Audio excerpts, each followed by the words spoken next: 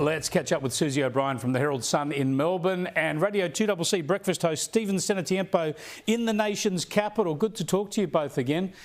We're so used to all these protests at the moment. Of course, it's the Palestinian protests happening every week in Melbourne and Sydney pretty much.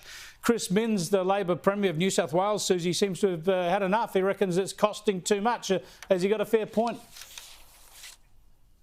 Well, he was saying that the cost since January of these protests is something like $5 million worth of police time and presence.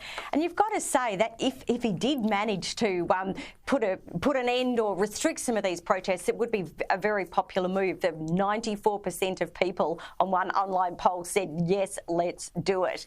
And of course, some people would say, and I would agree with it, that this kind of policing cost is just the cost of doing business in a democracy. You have to allow people to protest, but when you've got the same groups doing it week after week after week, maybe that's time to put some restrictions around it. Yeah, and it's about where they go and what sort of protest it is. They could just stand outside Parliament with placards and cause nobody any trouble rather than marching down the streets. Here's a bit of what Chris Minns had to say.